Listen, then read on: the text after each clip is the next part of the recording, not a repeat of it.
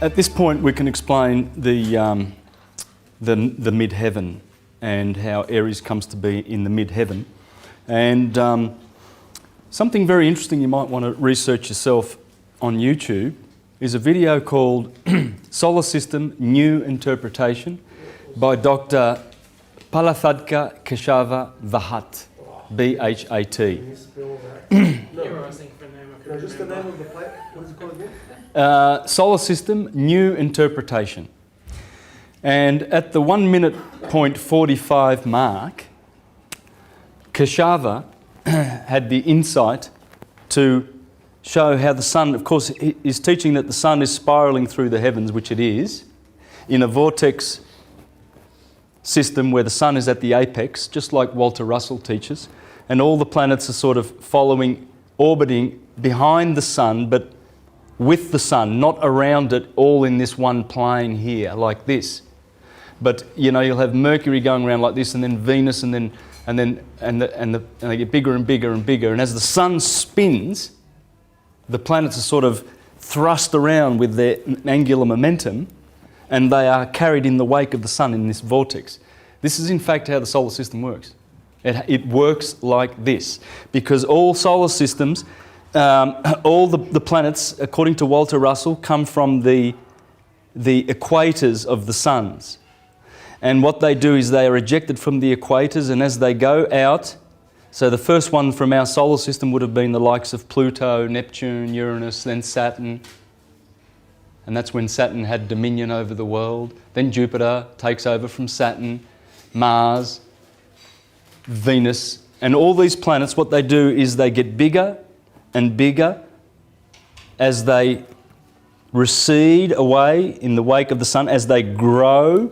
Our Earth is growing, yeah? You can check this out on the internet. It's a fact. The Earth is expanding and growing. The rotation is speeding faster and faster, and the orbit is slowing down.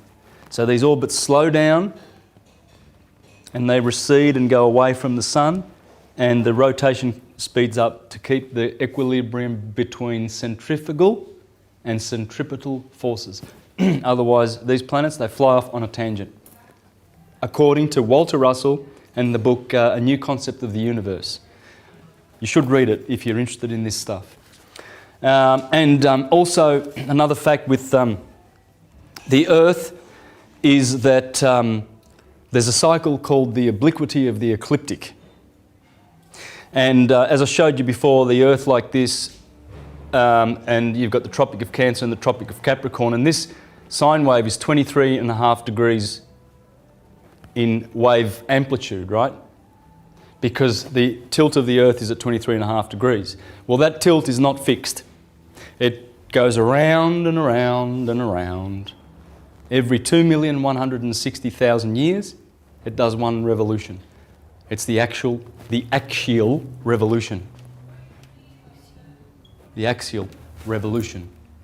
It's 2,160,000 years. In 140,000 years, if that tilt moves 1 degree every 6,000 years, that tilt, which reduces the obliquity of the ecliptic. So the obliquity of the ecliptic is at 47, right? Well, it's reducing and reducing and reducing. In 140,000 years, it will be at 0 a tilt, and we'll have a 1 season year. And the Earth's been doing this for millions of years. These are the 4 bigger seasons of the cycle of the obliquity of the ecliptic. It's something very important to understand, because now that you know that the tilt is always migrating 360 degrees, the planets are growing, speeding faster, orbits are slowing down, that's how solar systems work. That's how the serpentary, the serpent, the spirit, and the spiral in the universe works. So how do I know that Mercurius is the founder of this science, or mind, Thoth being thought? And it's also the word of God. Do you know what the word is? The logos? Well, in the brain, in Aries, is the nous, the thinker.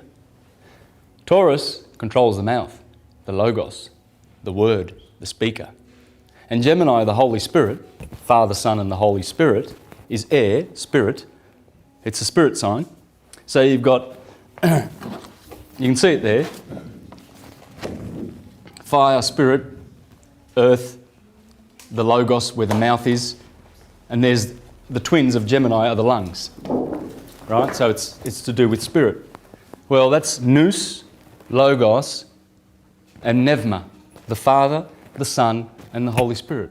Thought, speech, and action. The action comes in with the arms. When you build a house, you build them with your hands. And the Holy Spirit is considered to be the active force of the universe. So that's where thought, speech, and action, which is what the philosopher improves in his life, is occurring. In the first quadrant of the zodiac, nous, logos, pneuma, the Father, the Son, and the Holy Spirit. So he says here, we propose, this is Firmicus Maternus in Mathesius, the 8 books. This is the most incredible, insightful work on astrology you will ever read. It's amazing. And this is, I'm going to read from this, where he explains that the ancients of Hermes gave us this science and told us that Aries is the mid-heaven. It's the universal birth chart. So we will always universally have Aries in the head, and that will be the heaven. So this is the heaven, this is the Midgard, the middle garden. The Scandinavians call it the Midgard. And the infernal regions are, in fact, the heavens. Can you see, if we put Aries there, can you see the head of the man? Adam Kadmon. There's the neck and the throat. There's the heart chakra, solar plexus. This is Sodom and Gomorrah. Sodom, the bottom chakra, is right down the bottom where sodomy happens. See, that's why they, well, I'm not saying, what I'm saying is that's Sodom and Gomorrah. Because Sodom and Gomorrah is down in the hell. This is hell. The Midgard, heaven. Because of course it is heaven. The Pleiades are there. It's all there. It's all on cue. You can't make any of this up. In the first place, my dear Lollianus, we must be aware that God, the Creator, copying nature, has made man in the image of the universe. Remember that Aries is the mid-heaven. A mixture of 4 elements: fire,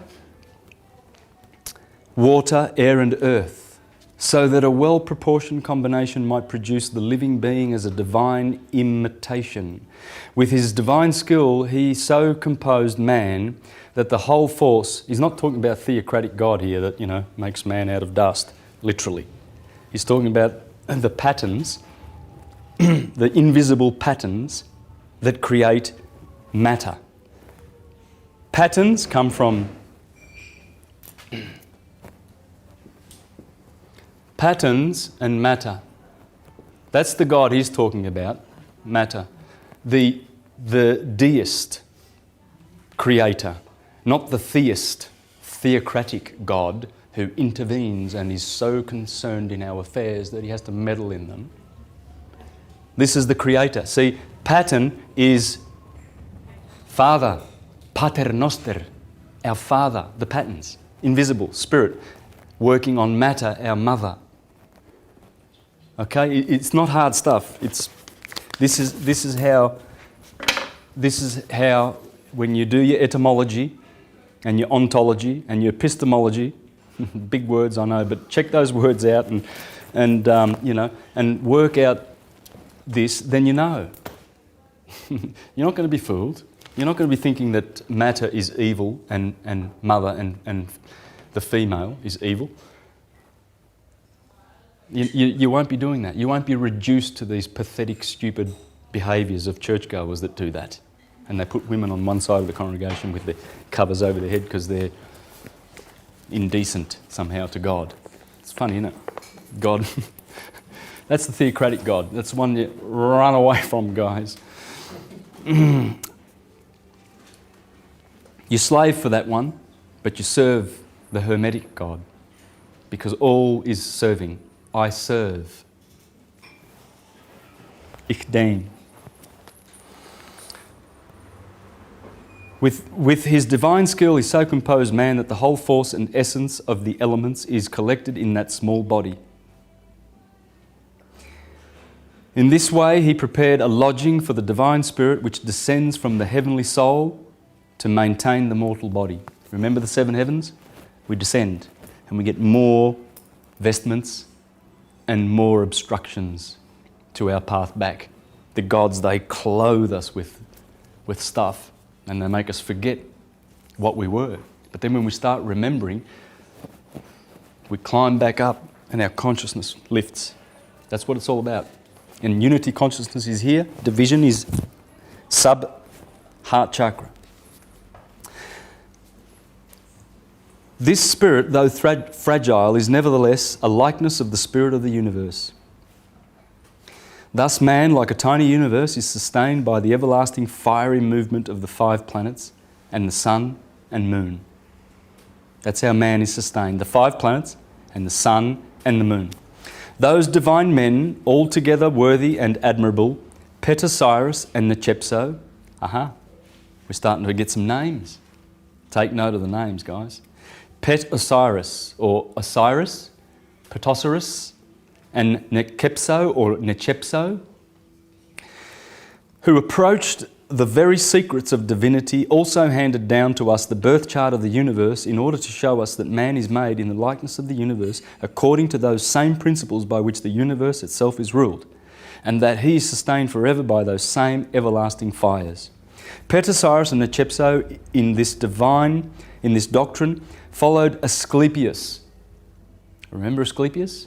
The healer, Ophiuchus, Hermes' subsequent follower, the healer, the god of healing. They're all principles. It's the principle. Mercury is the right divine brain that we're going into now with the higher consciousness. That's what it is. Mercury is the one that gives us this. This brain can't work that out. We need it to do all the data and the figures so that we've got the figures right, but we can only intuit it. It's got to be intuited. And that's what the higher mind is. Hermes. It's Hermes.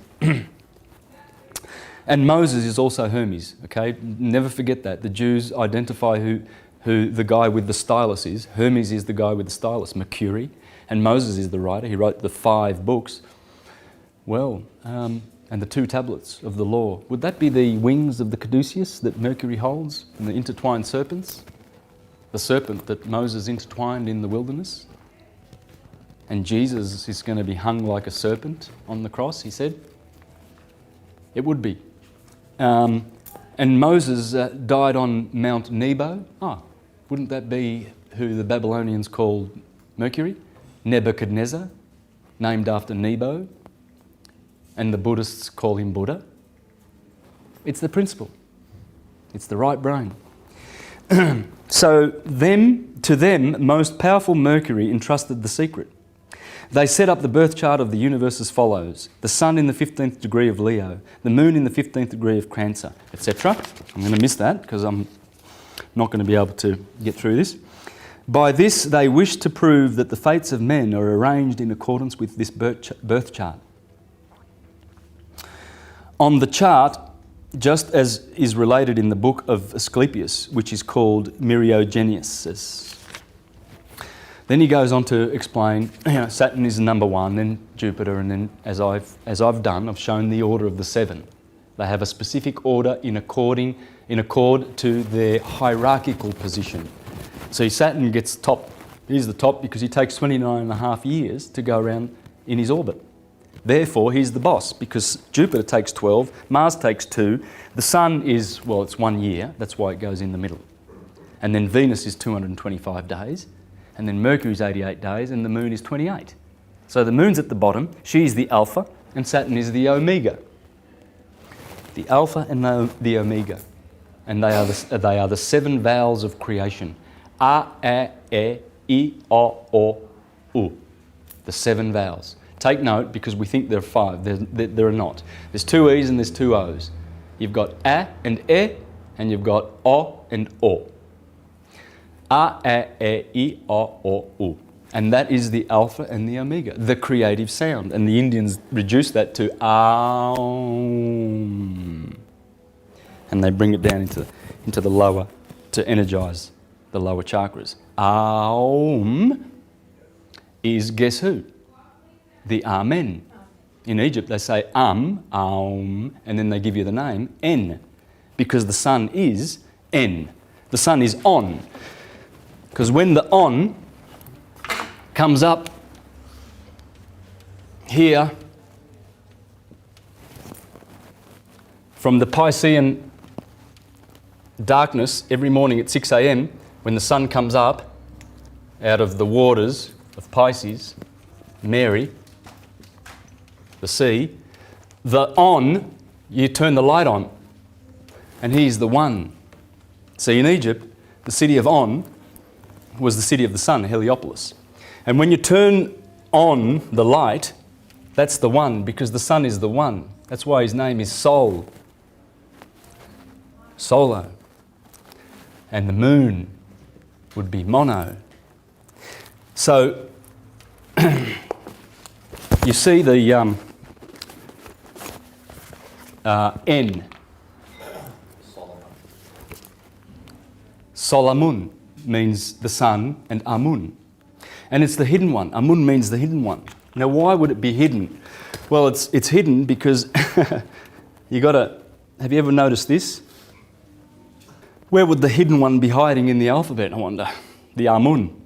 Amun means hidden, and Christ is the hidden one. Can you see the word Christ in the alphabet? It's hiding right there. It doesn't matter what vowel you put in the middle of that. It doesn't matter. Crest, crest. In fact, Suetonius and Tacitus call Christ Crestus. So crest, Christ, it doesn't matter. In Japan they call it Kiri. Kido. This is the Kido, the Christ. It's hiding. That's what they do. And there's many more. This stuff you can learn from Alvin Boyd Kuhn, as he puts the letter A here, and then he goes around and M is here. And A is followed by B, Abba. Abba is the father. And M is the mother. The middle letter of the alphabet is M. Matter.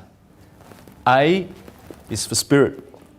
Spirit and matter. If you see the South Korean flag, for instance, you'll see that they have the yin and the yang, right? And this is the yin, red, and then the blue part, southern part of their flag is the water. M is water, marine, Mary, maritime, and N next door, navy, naval, nautical. So M and N, and in fact in the Jewish alphabet, M is mem, and it means water. And the word next door, nun, means fish, to swim in water. So M and N are here, right on cue. And you want to read that. It's the esoteric alphabet by Alvin Boyd Kuhn. So now this is the point he comes to. And so from events which actually occurred in history of mankind, the hypothetical birth chart of the universe was put together with allegorical meaning. It has been handed down to us as an example to follow in the charts of men. So that we may not seem to have left out anything, we shall explain how it can be proved that man was created in the image of the universe. Then he goes on to say, in the chart of the universe, which we have said was invented by very learned men, and he did mention who that was, didn't he? Did I read Mercury? Mercurius?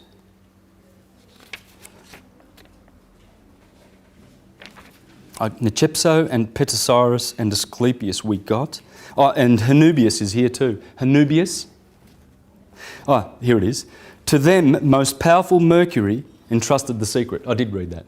Okay?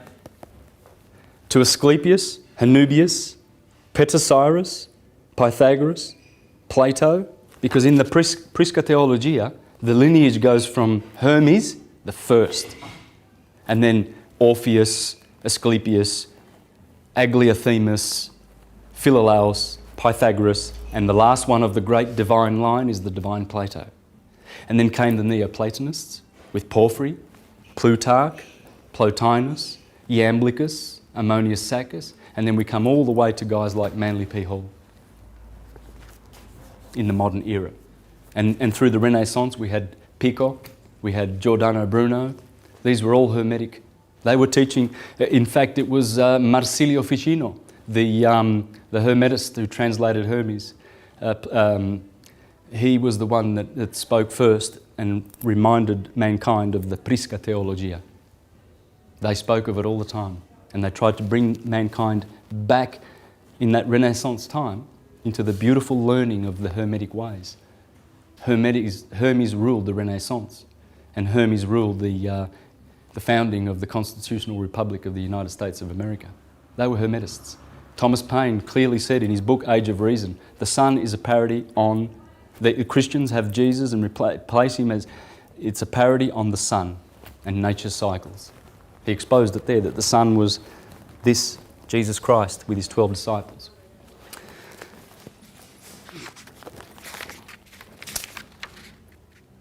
In the chart of the universe, we said was invented by very learned men, the medium caelum is to be found in Aries. That's the point. Finally, I've arrived. See? First of all, he's just revealed in this third book that where the science comes from, and he's named names and named the antiquity of this science and how carefully these priests devoted themselves to this art. And then he names where they said that Aries is always in the mid-heaven. So we are placed appropriately. Our Pisces water feet touch the earth. Our Aries fire head is in the air. Okay? Earth, fire and air are masculine, and water and earth, the feet are always touching the earth. Like a magnet, should be. Everything's right. It's all how it should be and on cue.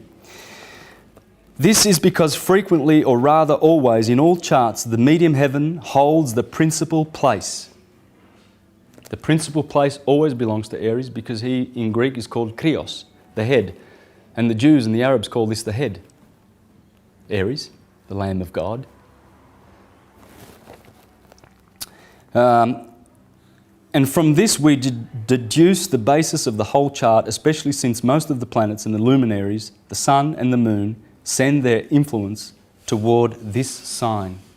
So all the planets, he just said, all of them, the sun and the moon, they send their influence to that sign. Yeah, up to the Pleiades, up to the pineal gland. Now, the reason I mentioned Keshava the Hutt, at the 1 minute 45 mark of his video, The Solar System, New Interpretation, I urge you to watch it, and also have a look at Nassim Harriman's version of this solar system. It's a little bit different, but it works. And at the 1 minute 45 mark, you will see this. He was doing his thinking. He's got the sun going around. He's got the sun going around with all the signs of the zodiac, like this, as it goes spiraling through the heavens. And guess what he's put up here as which sign of the zodiac? Aries. Take note of that video. Have a look at it. And please meditate on this and understand what that means. Always we have this. And remember, we discussed that this is a cycle of waxing. This is a semi-cycle of waning. And this one is of polarity. Okay, this one is doing, is a cycle of, equilibrium and giving a polarity, a certain polarity. Heat, cold, day, night. Okay? So you see how the two spheres are divided. Light and day, they're two different forces, and then you've got the process of waxing and waning. When you understand this, and the moon's doing the same thing, and so are the planets. Right? But they're always just, they never, ever come to the same place before 4,320,000 years have gone by. 4,320,000 years. Manly P. Hall divulges that figure in his audio files on Astrotheology. There are 5 of them on the internet you can download. But there are other sources, and it's basically double the axial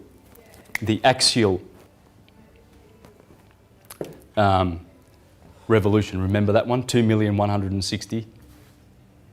Yeah, it's basically double that. Now, but it's interesting how these cardinal points influence everything else. You've got AC over here, the ascendant, and you've got descendant over here, and this is the meridium, or the mediocello, and the nadir. This is Dom, because Adam Kadmon, beginning at Aries. Now, please notice, if we put the Aries at the midheaven, you see where the head of the human being is here, and then the neck, and then it curves around, and the feet go back up to meet the heavens. And in the Egyptian system, we've already discussed that this is a sort of like a judgment here, judgment day. In fact, everything below the kidneys, according to the esoteric occultists, was Egypt, hell. And Egypt, of course, is this red stuff here, the Red Sea, right? All this stuff helps. I know it's biblical and stuff like that, but it helps. Now, there are 4 virtues. The planets belong to one of 4 virtues, okay? You've got the active virtues and the passive virtues. The active virtues are hot and cold, and the passive are wet and dry. So, this is important. Hot and cold. Hot and cold, wet and dry. Now, the planets will be 2 of either one of those things. For instance, the sun is hot and dry, undoubtedly. The moon would be cold and wet, although I might be mistaken about that. I know Saturn is cold and dry. And this is why Saturn is known as the greater malefic. In our solar system, those beautiful forces that they represent, Saturn and Mars are considered to be, Saturn is considered to be the greater malefic, and Mars is the lesser malefic. Combined, those two are responsible for about 90% of all the illnesses on this planet. Their forces. So you need to know where they are in your birth chart, number 1. This is for your health, okay? This is the health. So, what you know, let's grab a chart. There's a chart, for instance, okay? Now, this person is born under a grand cross. See those red lines that go, and the square, there's a square there and there's red lines running through them. That's called a grand cross. That's a cardinal grand cross. Because those points are in the cardinal signs, Libra, Cancer, Aries, and Capricorn. This will produce illnesses in the native. This person will have problems. Basically, that's a lot of friction. To be born under a grand cross is very, very special. I've got 4 examples here.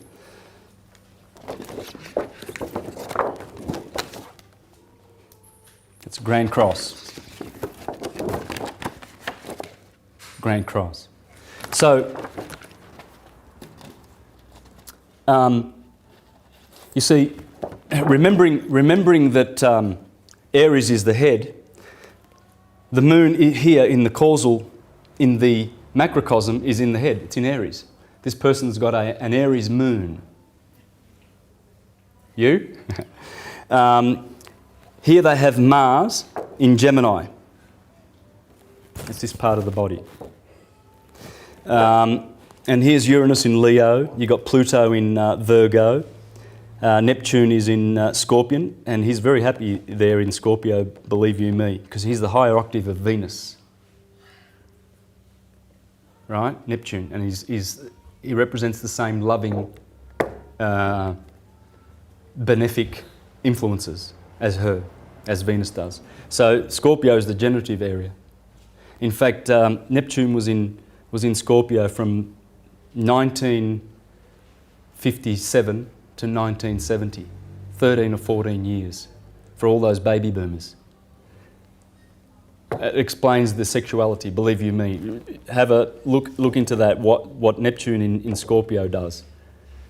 You see, Neptune has only gone around once since we've discovered him in 1848, I think it is. Don't quote me.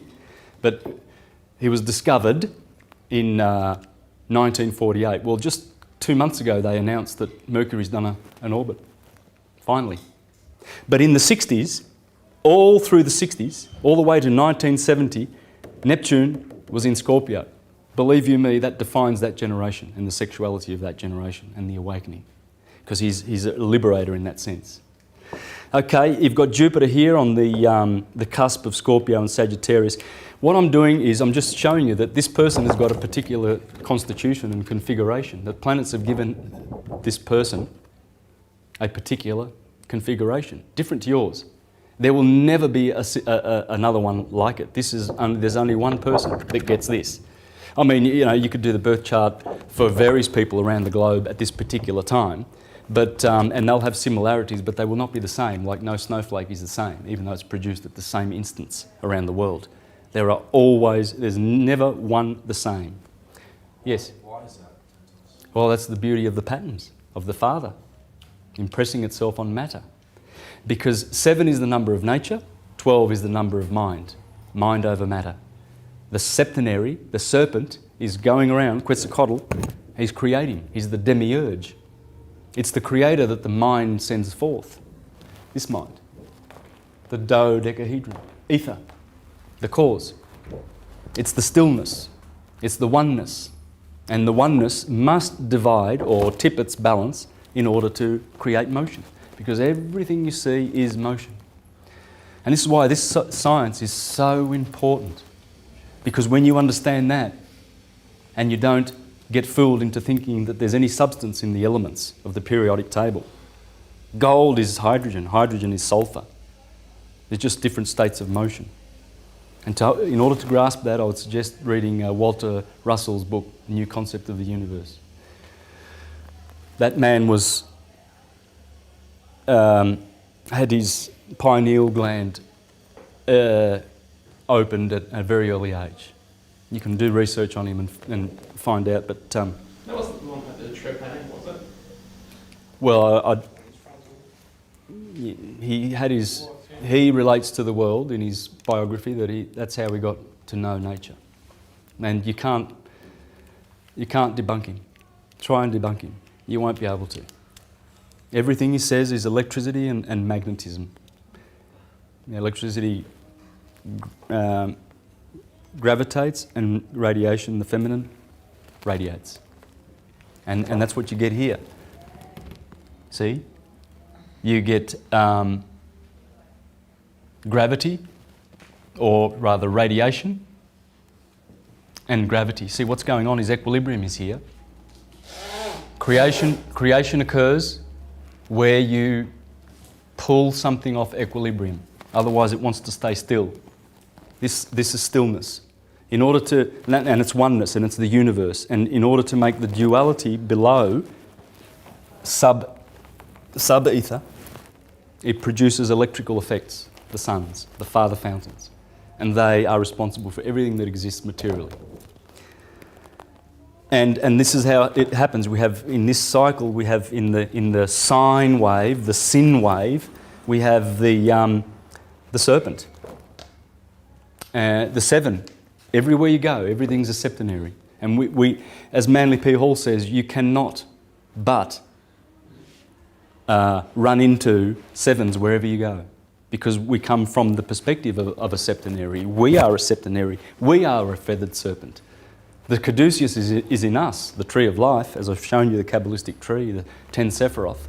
That's us. We are the living Christ. The Apostle Paul says the Christ is within. And it's this Christ, by the way, as I said before to someone, what's a crystal? It's Christ, same spelling, because it's crystallized light consciousness. That's Christ. And we're crystals, we're carbon crystals. Dodecahedrons, icosahedrons. We're all of this. And it's all motion. So this person, now I know this person, by the way, and this person is very, very ill. Very ill. And the illnesses are there, you can see them. Heart. Now I got this from the book that I shared with you. So you've got these are the deacons, you see. So if you see a that's 13 degrees. Uranus is 13 degrees in Leo. Okay, so that's obviously the middle deacon. So this person is concerned with the blood. This person will have blood matters to deal with. Now I've done hundreds of these types of charts for people, and I've always picked their physical problems. Pretty much if you go, this is pretty simplistic, but you can pretty much go with this. Arians normally have headaches.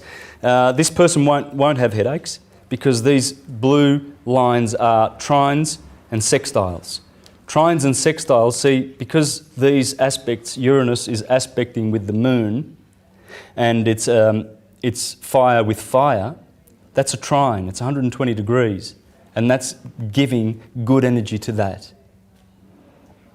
You see? So this person will not have headaches, but if that was, say, if Uranus was here in Cancer, then you would have one of these, a square, 90 degrees. And then this person, being in the 18th degree of Aries, would have migraines. I've picked hundreds of these. That's what I look for. First thing, I look for the oppositions. You look for all these, malefic aspects. And I usually look, my eyes always go first to Saturn and Mars to find out what they're doing, because they are the malefics. And whatever house they are in, you see this is Saturn in the first house of this person.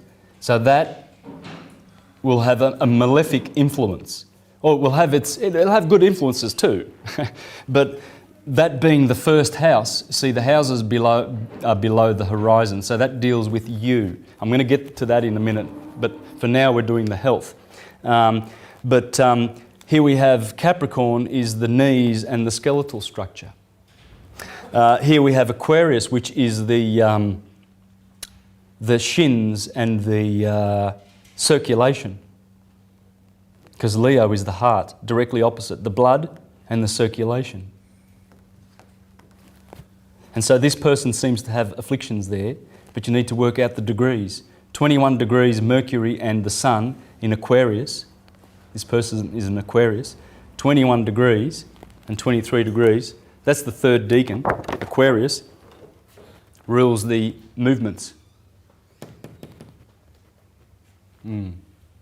Knowing the person, I can tell you, rest assured, that that's the situation. So you look for these things because, like acoustics, the vibrations that come from these orbs are like the acoustics that an engineer has to work with at a gig. He might have his 30-band EQ with him, and he'll start over here, and he's got 30 bands along the spectrum, the lower vibrations and the higher vibrations over here, and he'll pull out the frequencies that are feeding back. They're squaring or whatever, you see. So he's got that the opportunity to do that. Well, with astrology, those 7, as they go around, they create different dynamics in the solar system, and some of those dynamics are good and some of them are bad, depending on 2 things. The signs that they are in. For instance, Saturn would be happy in Capricorn because he rules Capricorn. So this person, wow, this is a good thing for this person. This person has some really good attributes and things to look to and build on, because what you have to do is transcend these and work with these. Know where they are, know where your weaknesses are and your strengths. So Saturn is happy there.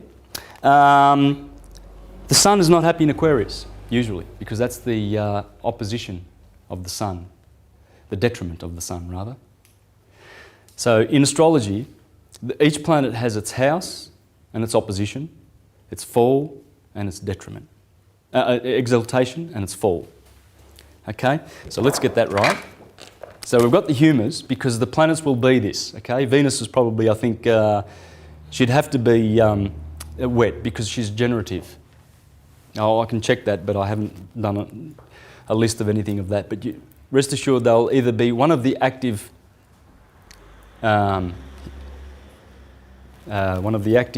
virtues, or one of the passive virtues. Okay, so you've got the house of a planet and its detriment. You've got the exaltation and the fall. Now, it's quite easy to understand how this works. It's interesting that the sun exalts in Aries. Why would it exalt in Aries? Any idea? Now that you know the science? Because it's hot and dry, and so it's Mars, maybe? Yep, Mars and Aries being cardinal fire. Yeah, but there's another reason. Remember what we said about equilibrium and the polarity of light and darkness, right? And then, of course, remember what we said about waxing and waning. This is the point where the sun exalts, because finally, here he has been in Aquarius. He is opposite Leo, and that's where the sun rules. Sun rules over here, ruling house. That's the detriment of the sun. So as the sun goes through the detriment, oh boy, longer nights, shorter days. Finally, on the 21st of March, it reaches that point. That's exaltation. This is the fall of the sun, Libra.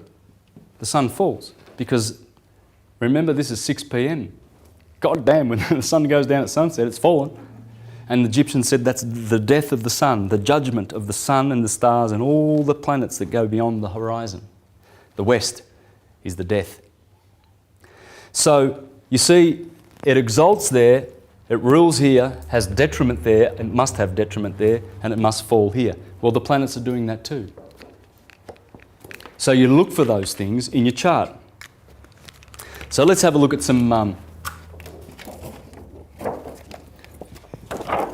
examples of this then. Here we have a Piscean, but just on the cusp. So it's very, very strong to be on the cusp of two signs. Yeah. Haha. Yes. Okay. So March the 21st is when Aries begins. So the first 10 days, the first decan of Aries, we could call that top part of the head, that will be ruled by Mars, because Mars is in Aries. So the first decan gets to be there. These people are very martial, all the way to the 31st of March. Then this decan here, and by the way, these are affected by Pisces, people born here, in that first decan. They have Piscean contamination or influence. Whereas these people from 0, 1 to 9, or 1 to 10, this decan, these are ruled by the sun. The sun is here and Jupiter is here. And this is how you work it out. Aries is the first fire sign, Leo is the second. It's got the sun in it, therefore it gets the second decan. Sagittarius down here is ruled by Jupiter, the third fire. Therefore Jupiter rules here. And that's how the decans work. Okay, and we see how the decans are going here. So if you've got an aspect, like a malefic in the first degrees of Taurus, look at your nose, and then there'll be something associated with the nose that's giving you a problem, or the throat, or the ears. You wonder why your brothers and sisters have all got some certain affliction that you haven't got, and why certain people are prone genetically to certain diseases and stuff like that. Well, believe you me, when you're born, sometimes you actually choose charts that go with genetic makeup. There's a lot to this. Yeah, your souls, when looking for incarnation, go to configurations, and at the right time that will give them similar configurations for the family's vibration and the way they are configured. Because that's how you get into incarnation. You get attracted to certain spirits or certain kinds of characteristics in families that you're attracted to, same vibration. It's like a soul group. So again, here we see good aspects. This person has a lot of good aspects. There's the first degrees of Pisces, and so that would rule coordination. They'll be good on their feet, right? Rest assured, if that was a bad aspect, these people would, have trouble with their balance eventually, because that part of their solar system has been debilitated. The acoustics are not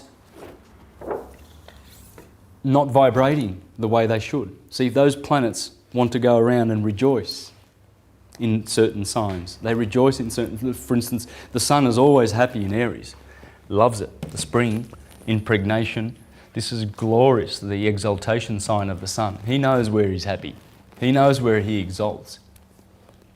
You see? But then if there's a planet over here and it's afflicting it, these Arians with afflictions, have usually got those particular problems: concentration, migraine, and skull. Now, let's go on to the houses, because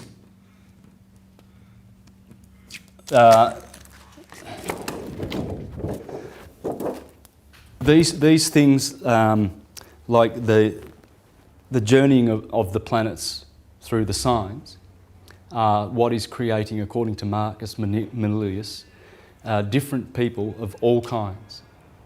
And there is no one alike that are born under these configurations. Every 4,320,000 years, they go back to their alignments. You see, the last time that all the planets aligned in one sign, those 7, was in Aries. It happened in Aries, according to Manly P. Hall. And the next time it will happen in 2 of the same signs removed. It'll happen in Sagittarius.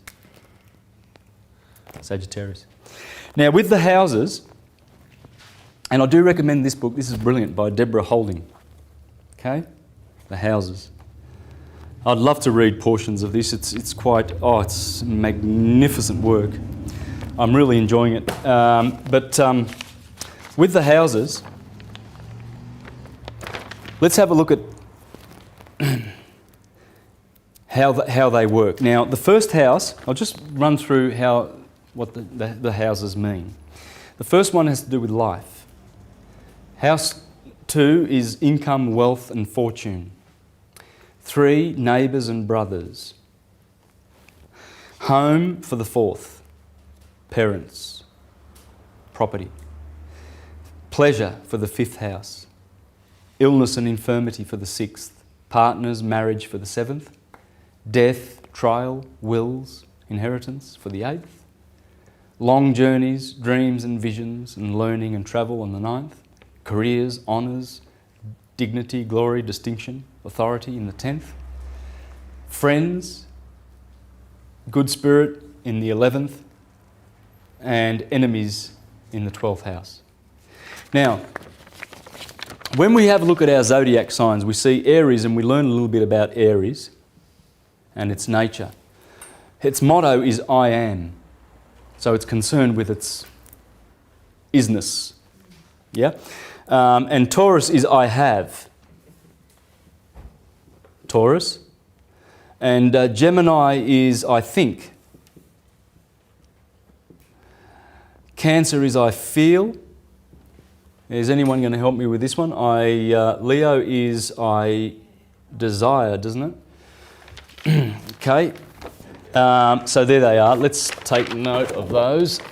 We've got I am, I have, I think, I feel, I will.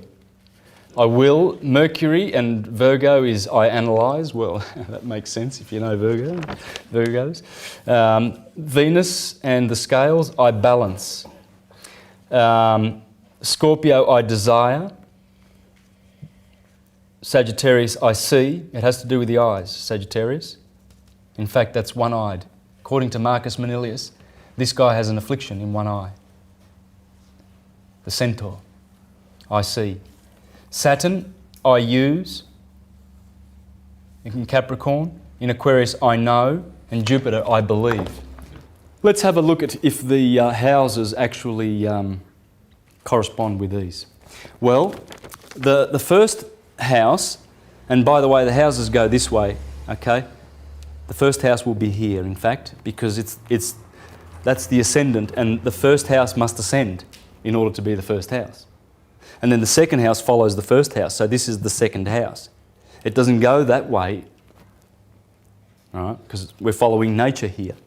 But the first house is dealing with life.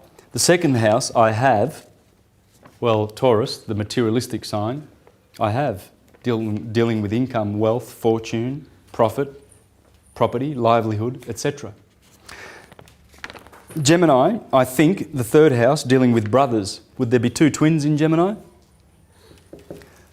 Pollux and Castor, brothers. The crab is the home. So the fourth house, which will of course be over here, that's 1, 2, 3 and 4. The fourth house, which we have to go this way to get its meaning. The crab likes to bring in her family. She brings things in. She's motherly. It's the moon is here, that's the mother. The moon is here, water is here, cardinal water. It's a cardinal water sign, it feels. It's a crab, motherly, and the moon. How many more motherly things do you want in the fourth house? You know, so it's doing with parents and the home, right? Because remember, the sine wave is going to obey the influence. And as you will see in a minute, you'll see that people born under the signs do actually have certain physical traits that prove and show that they are under these orbs or these signs or the elements or the modality. And you can go forever and forever with this. Man, I've had to guess some people sometimes through their element and whether it was mutable or cardinal or fixed. And it works all the time. So Leo, the sun. What's that going to be dealing with? Pleasure, the lion, symbol of pleasure. It also has to do with children, joy, love affairs, gambling, clothes, the house of Bona Fortuna, the fifth house. This one is illness. This has to do with illness and mala fortuna, bad fortune. Work, domestic chores. Well, domestic chores, that's where you do the most work all year round in the harvest of the Virgin.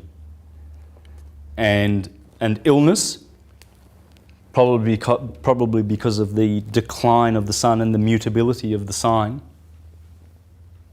and also where it rules, Virgo, the belly.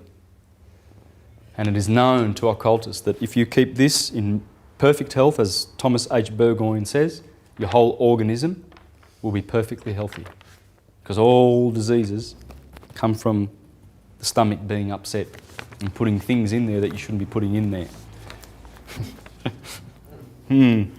Society has really given us lots of goodies to put in there that shouldn't be in there.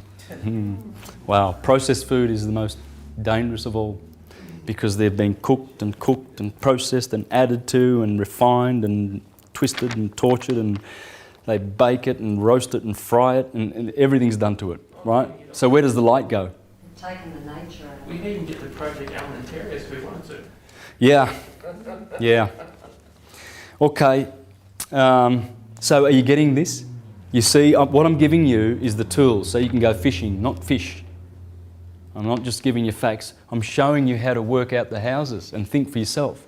The first sign must be, the ascendant is Aries, because it is there. That's where it is. This lives here. This is how it is, and you do not change it. Never will change. Aries is always going to be the mid-heaven, and it's always going to be the top of your head. You can't put the fish here. The fish swim in water, and the brain needs electricity. See, that is electricity.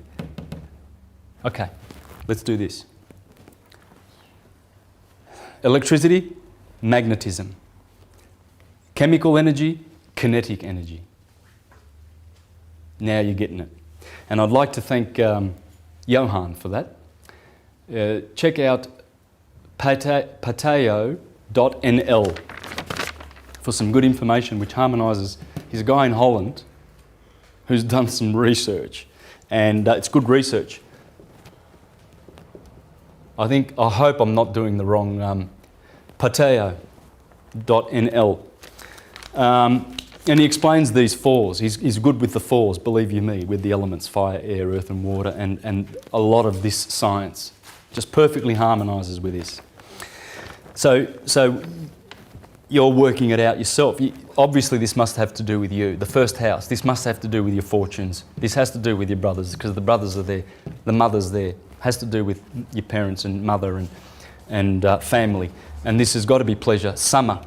Midsummer, pleasure. The sun is in his glory in Leo. The dog days are here. They start here. You know, July 4th with Sirius in behind the sun, because they said, the ancients, that when Sirius conjuncts the sun, that's the dog days.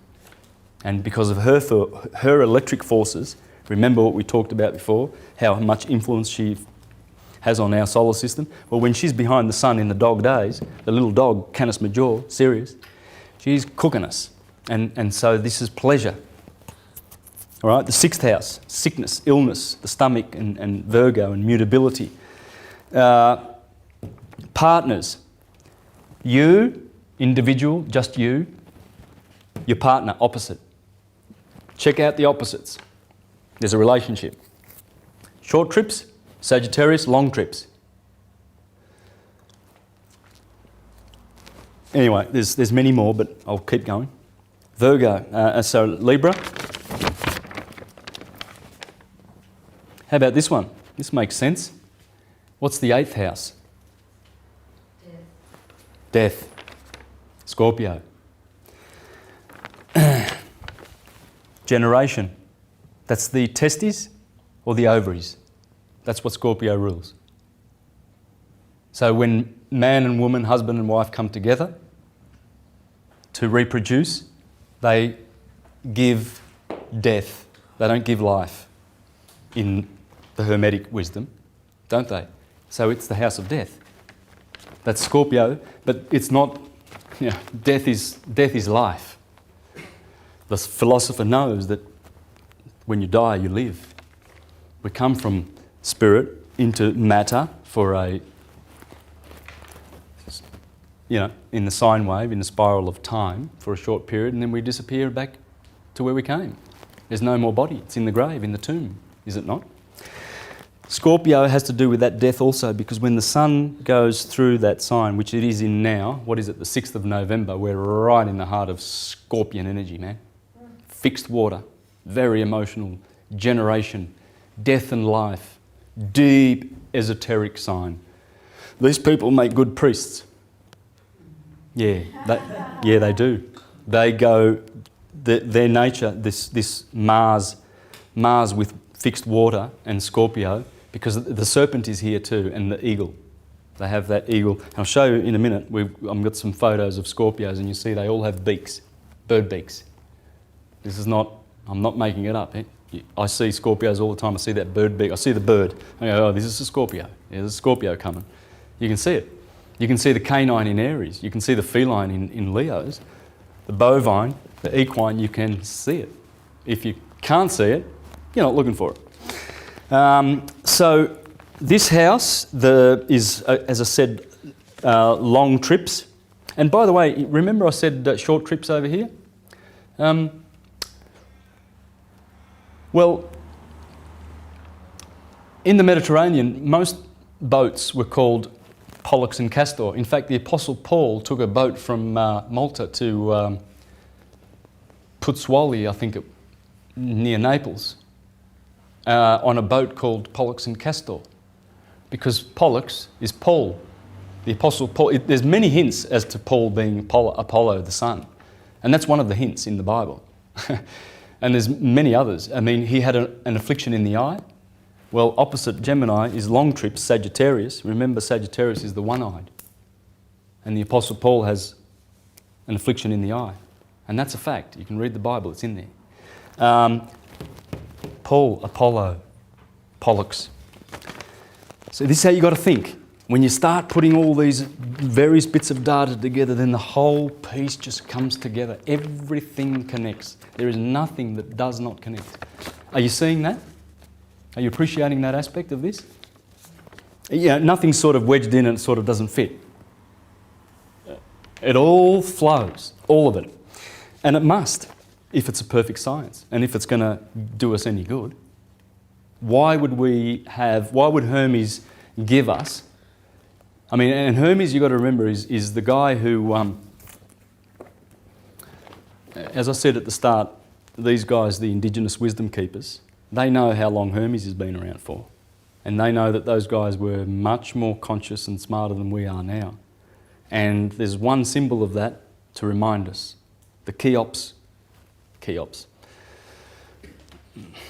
The Great Pyramid. Let's call it the Great Pyramid because Cheops didn't build it. And these guys tell the truth about this 50 or 60,000 year history of Egypt.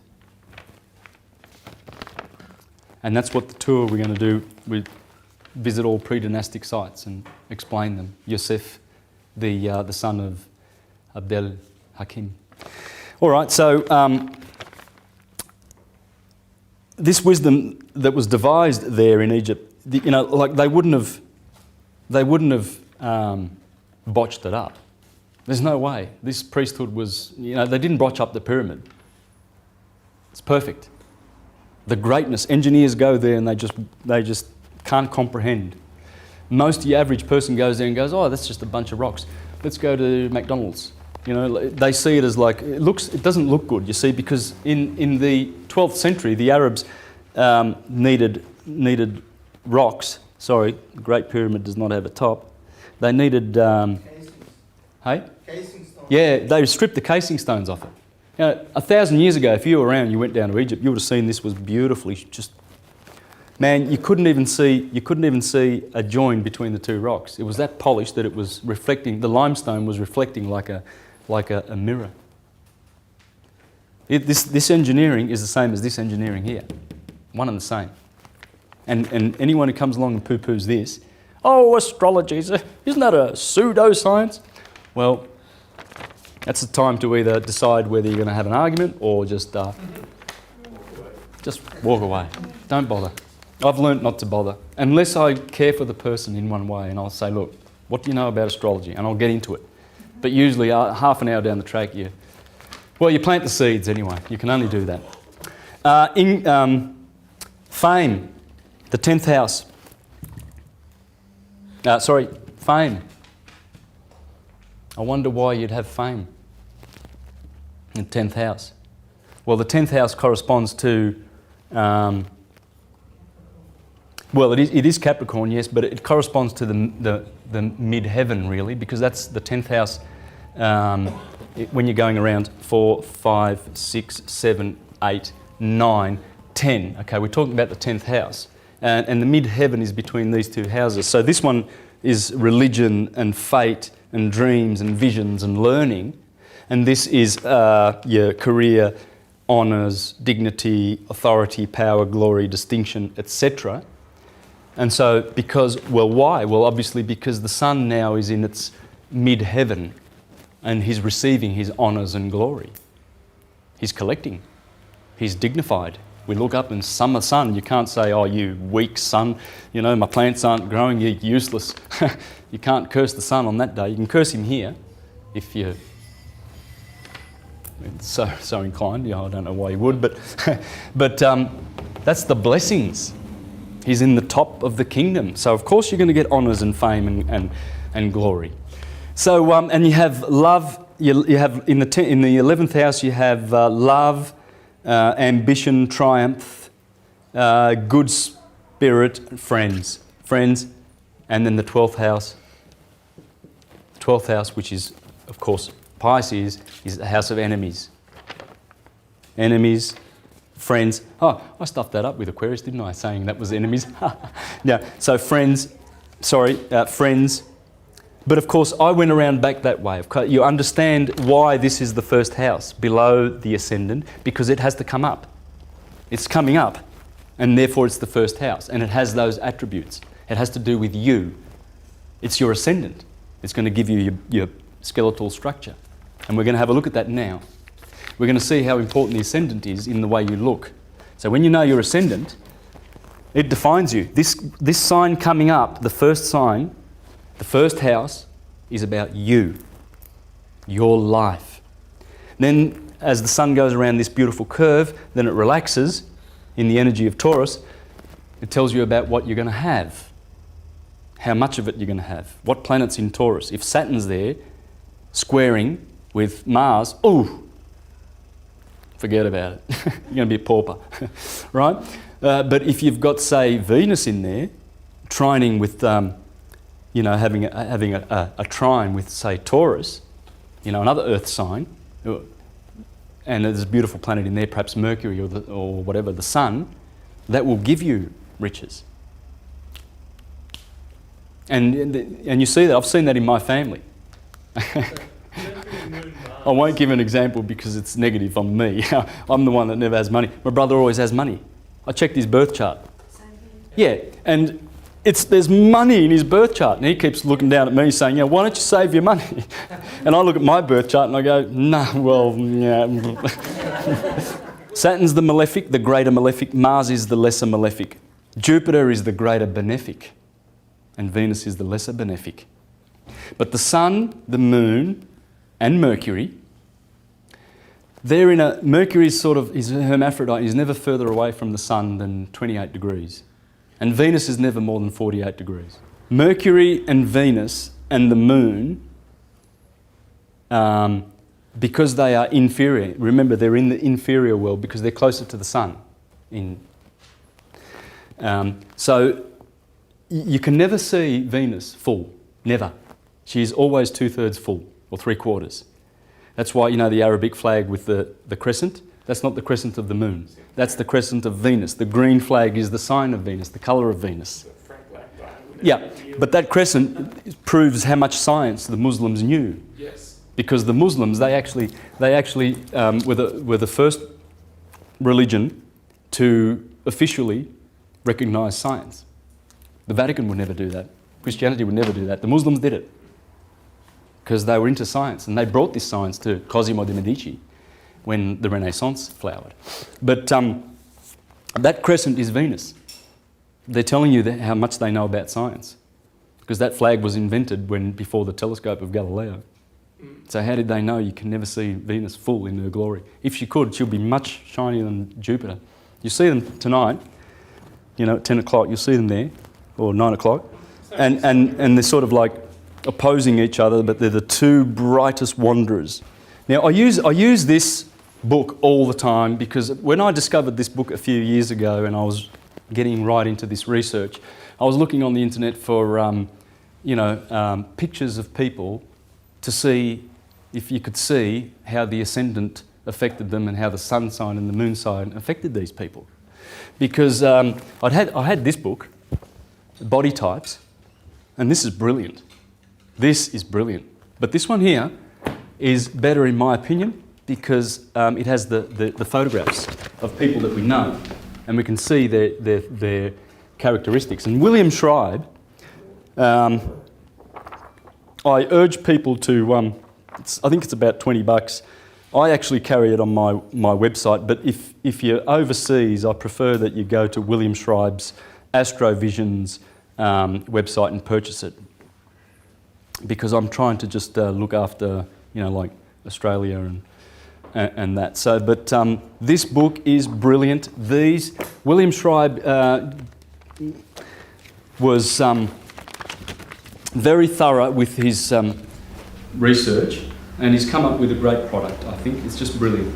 And through the book, you can see pictures of people that, you know, these are Sagittarians. You can see the equine features, you know. Jupiter rules, they're jovial. Jupiter is, remember, the greater benefic. Jupiter is beneficent. When you've got him in your sign and there's nothing opposing him, in fact, when you're looking at someone's birth chart, check out what Jupiter's doing, because Jupiter absolutely dominates the whole birth chart. And find out where your Jupiter is. Mine's in my feet, in Pisces. I know what that means for me. I've got Mercury and the Moon in my feet. And I know what that means. So if you look at the Adam Kadmon, you see that that's there, right, in Pisces. And my Sun is in the head. Mars is in Leo. I've got Mars in Leo. I know why, because Mars is bitter. Mars rules all the bitter. And remind me, please, to share some wisdom from Al-Biruni about the planets and what they rule. For instance, Mars rules all your bitter foods, everything that's bitter. Saturn, everything that's sour. Jupiter, when you're having sweet watermelon, you thank Jupiter, because it's Jupiter's rays that produce that sweetness. Everything, every effect is from those causes. And you just have to look for them. And you have to know what's in your constitution, where your sun is, where your moon is, what aspects are there, what's debilitating you, why are you sick. And once you do, then you can have crystals.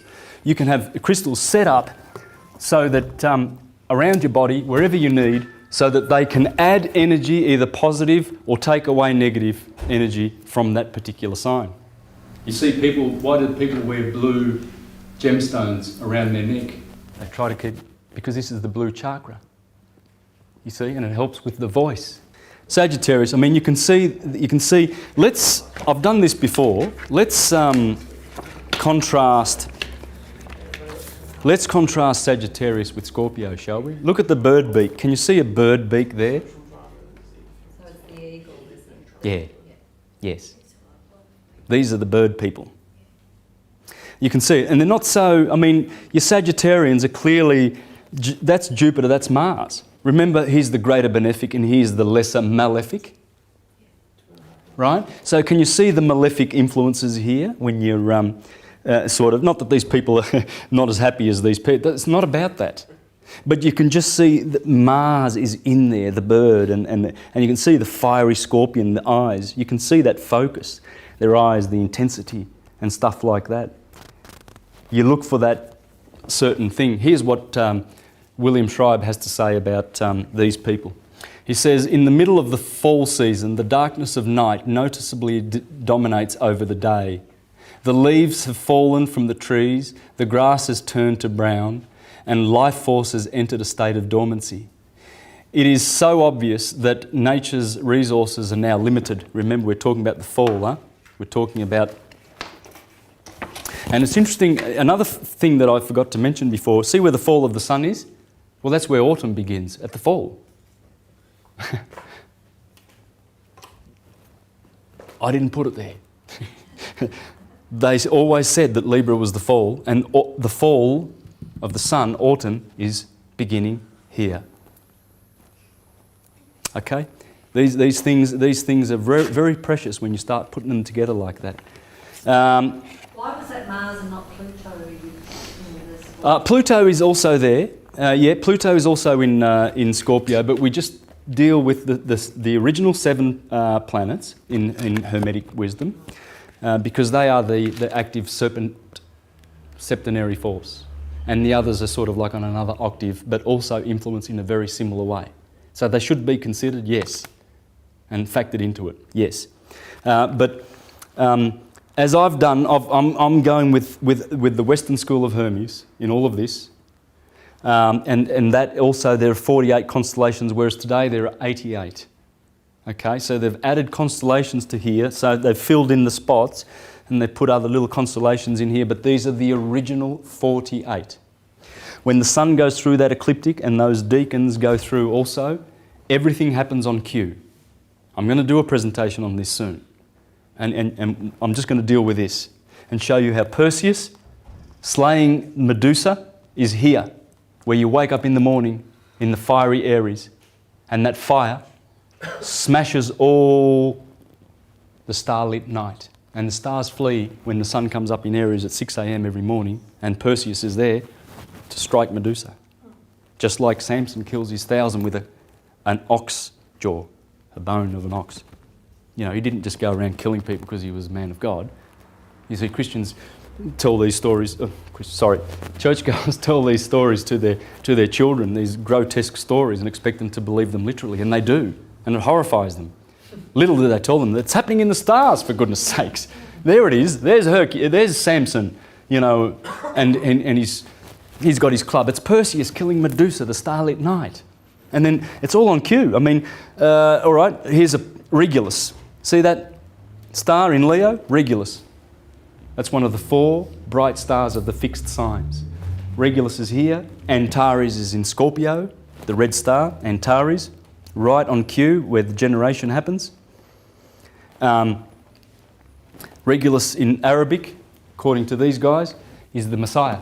So when we enter the age of Aquarius, opposite is Leo, is it not? So the vernal equinox over here and the autumnal equinox will no longer be where they have been for 2,000 years. Once Aquarius starts and Aquarius sits on the equinox and splits the day on the 21st of March, Aquarius goes there. Opposite is Leo. Right? So Regulus rises from Virgo. We've been in Pisces and Virgo, right? We've been in Pisces and Virgo, and we've gone through the stomach, Virgo, through the lower chakras. We're being pulled up. And then when the equinox lines up with Leo, there's the Messiah. Of course the Messiah is coming in the sky. And there are other ways I can give you another 10 ways that the Messiah is here. See, in here there are 7 heroes. Perseus, Ophiuchus, Orion, Bootes, Cephas, Auriga, and anyway, there's one more. There are 7, okay? And their positions, those 7, they are the Christ that are coming, because they're always coming. Remember the 4 horsemen of the apocalypse, right? I showed you the white one, the white lamb, it's always on this equinox. The green one, because it rules green, the pale horseman of the apocalypse. The red horseman's over here because it introduces the red. And the black is here, Osiris, the dark one, Saturn, black. The colour of Saturn is black, unmistakably. Like the colour of green is Venus. And how do I know that? Well, let's have a listen to Al-Biruni, shall we? Saturn, Jews and those who dress in black. That's why they celebrate the Sabbath on Saturn Day, when they wear black. Well, it tells you. This is 1,000 years ago, right? Christians, Jupiter. Christians, those who dressed in white. Yeah, because Christians are from the Church of Jupiter. Mars, idolaters, wine-bibbers, dressed in red.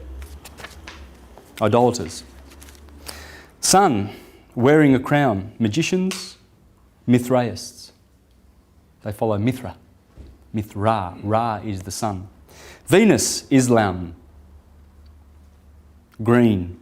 Mercury, disputants in all sects. Moon, adherents to the prevailing religion. What else does he teach us? Saturn, extremely cold and dry. The greater malefic. Male, diurnal, disagreeable and astringent. When you eat astringent food. Offensively acid, stinking, jet black, also black mixed with yellow, lead colour, pitch dark. Of course, these produce the humours too, bile, blood, phlegm, the 4 humours, blood, black bile, yellow bile, and phlegm. Take note.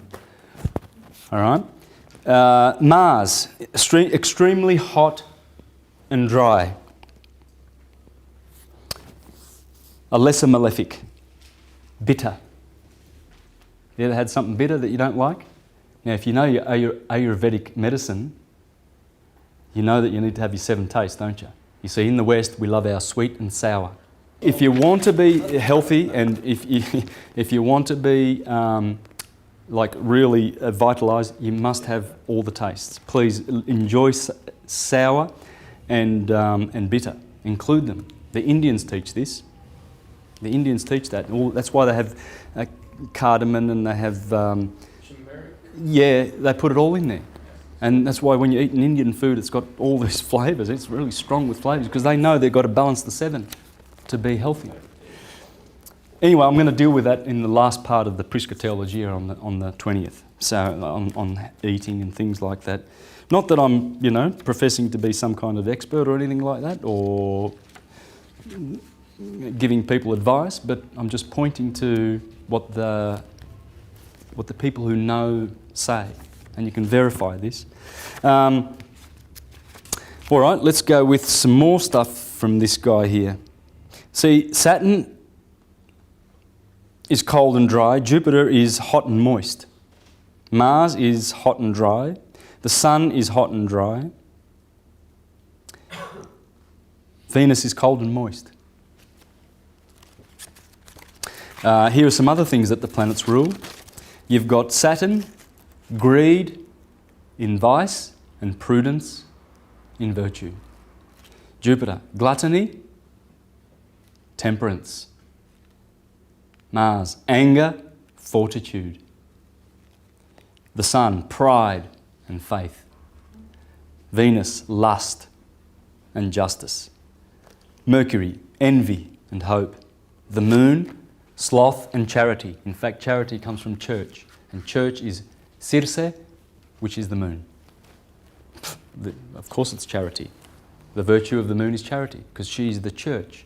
Now do you remember that Isis saves Osiris because they cut him up into 14 pieces? Well, remember the moon... we had the moon, and we said that when she waxes, she's Isis, and then she turns into Nephthys as she wanes, okay? Yeah. Well, Osiris lives down here. He's Saturn. He's black, and he's dead in the tomb in Tartarus.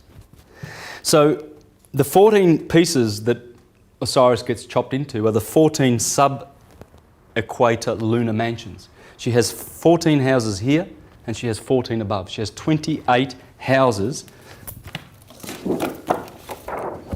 And there they are. They are the houses.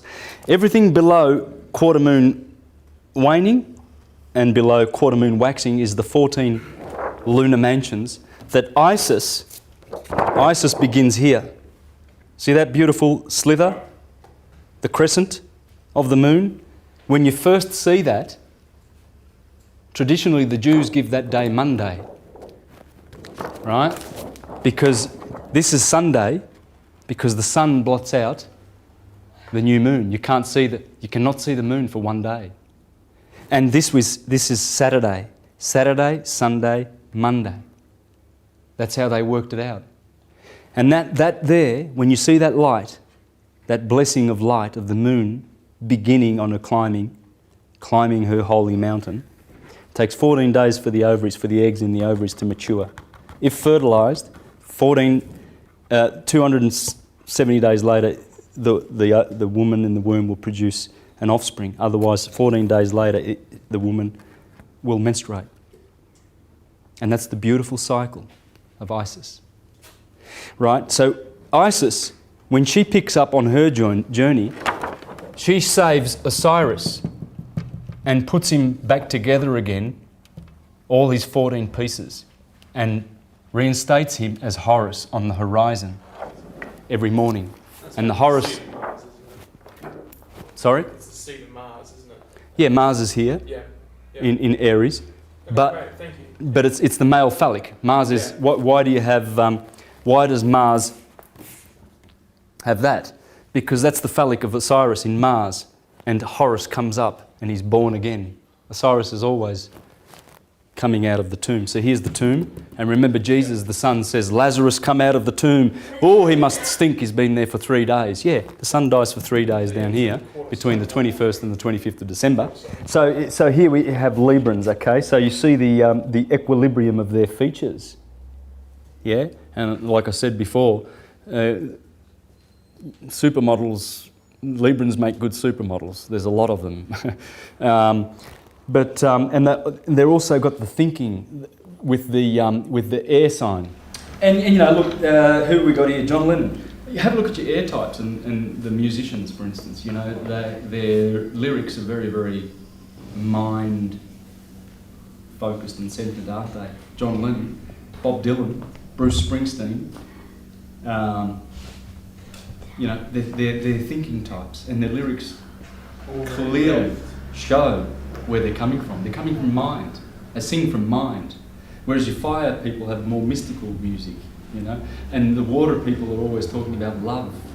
Check it out. I mean, do this, get on the internet and think of a singer who is very, very emotional, and check out their birth chart, and you'll find that they keep singing about love and love and love, watery love, because they're a Piscean or whatever, you know. And the earth signs will be sensual, you know, like Michael Jackson and Elvis Presley. Michael Jackson grabbing his crotch, and Elvis Presley, Elvis the pelvis. I mean, it's clearly sensual. Sammy Davis Jr., these people are sensual. You can see it in their music, it comes out.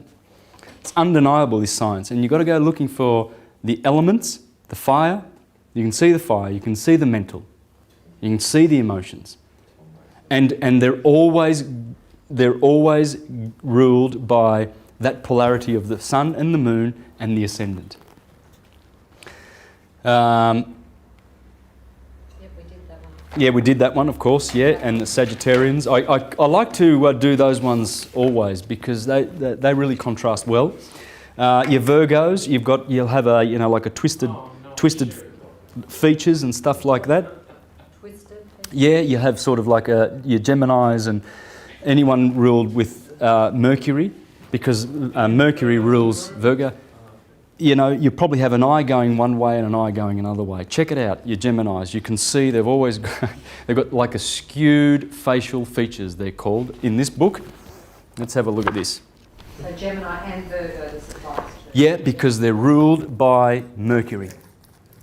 It's good when you can think like this, you can understand, you know. You're Sagittarian.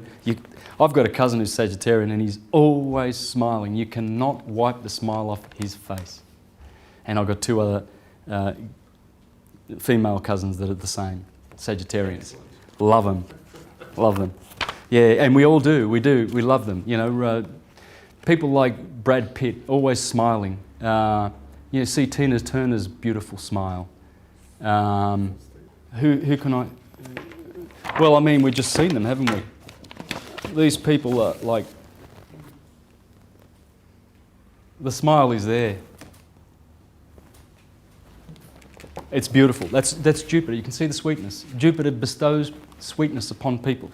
Virgo, you can see the Mercury here. These people are very, they look like the magicians and the gypsies and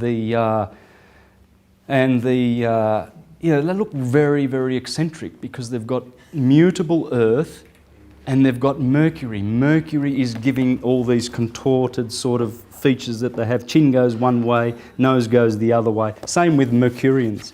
Aquarius, I mean, look at the gaze on these people. The air, you can see the fixed air in the mind. It's mental, it's a mental sign. Look at this, the way William Schreiber's depicted them. And they walk with an airiness because it rules the shins. You'll find that these people are good with athletics because they've got a lightness of air. It's a light air thing, and good fighters. If you're looking for fighting, good fighting, just have a look at all your Bruce Lee. He's a Sagittarius, fire. Tony Jai, Aquarius, fighter, and he's a very, very light. He can do somersaults. You know, have you seen Tony Jai? The Thai kickboxer fighter, his movies are just absolutely exquisite. Much better choreographed than Bruce Lee's. He's Aquarius. Jackie Chan is Arian. Steven Seagal is Arian. Jean-Claude Van Damme is Libran. You see these, and they are great fiery fighters because their sign will support them in their fight, in that. Leos. See the feline features? You know, these are all different kinds of cats to me. I don't know. I see lions when I see these big manes. They have manes. They do. They have these lion manes. Leos. And they are feline. They really, really are. Aries, electric. You see the electricity of Aries, that cardinal fire at the beginning, that fieriness, the sun just going, and the aspect of impregnation, that's very electric. This is the point where the sun exalts and it gives such a burst of electricity and impregnates all the other planets. Because that's what they are. You see, the planets are like particles to an atom, which is the sun, electric, and they are magnetic. And as they go around, the sun is always impregnating them. And see, these people have got that clear, that flower, blossom, spring energy, electric. So what we've learnt in the astrological part of the PROSZЬ Theology is we've learnt the fundamentals of the physics that underpin this science. Okay, you can see the natural cycles in there.